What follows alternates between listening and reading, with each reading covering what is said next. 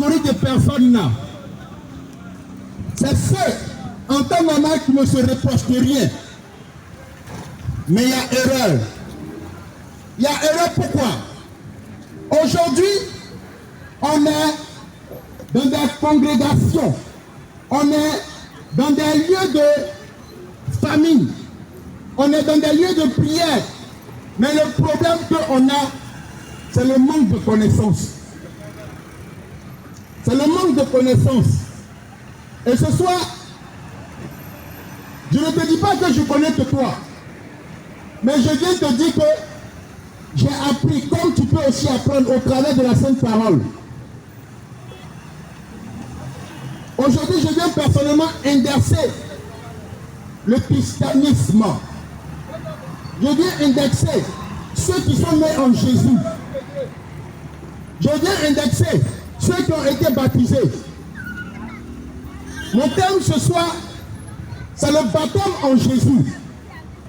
Mon thème ce soir, c'est le baptême en Jésus. On dit quoi?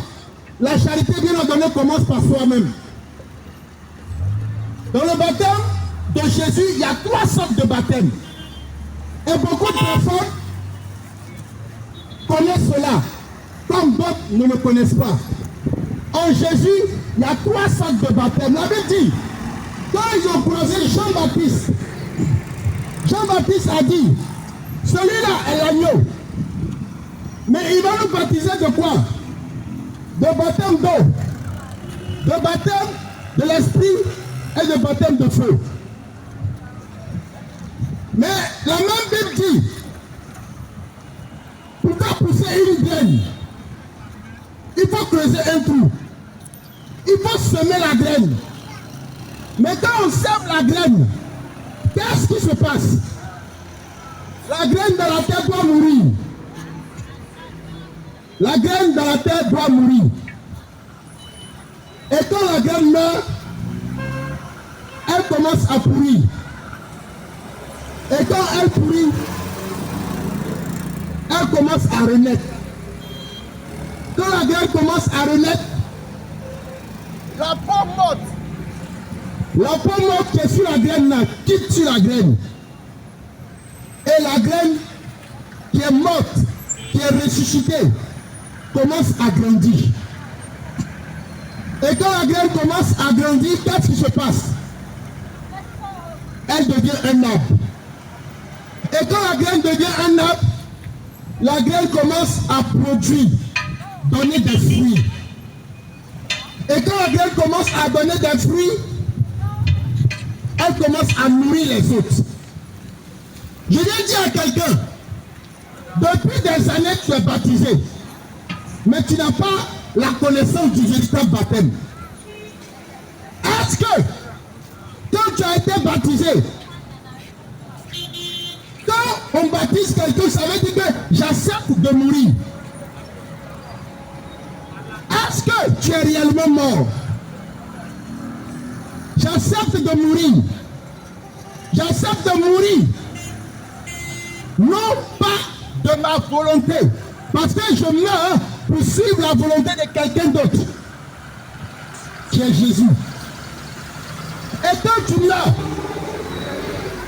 tu commences à renaître. Quand on parle de la renaissance, on parle de commencer à se séparer de la vieille nature, à se séparer de ton ancien comportement, à te séparer des comportements, selon Galates 6, verset 18, les disputes, les rancœurs, les divisions, la haine.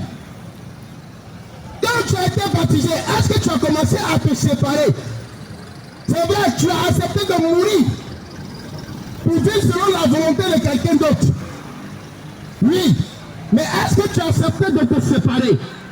Parce que tu as accepté de mourir. Oui, tu es mort. Mais depuis des années, il y a des chrétiens, ils sont morts.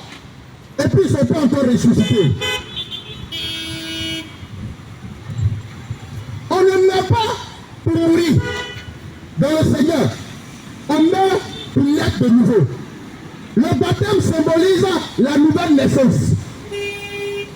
Le baptême symbolise la nouvelle naissance.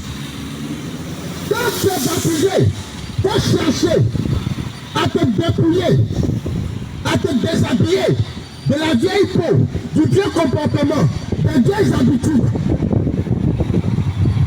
Aujourd'hui, quelqu'un peut dire oui, je suis responsable à l'église, je suis baptisé, je suis émergé, mais écoute, en réalité, Dieu n'a pas besoin de savoir ça. Il veut savoir est-ce que tu as réellement changé. Alléluia. Et tant que tu ne changes pas, c'est le nom du christianisme qui est détruit. Je parle à quelqu'un ce soir. Quand tu ne changes pas,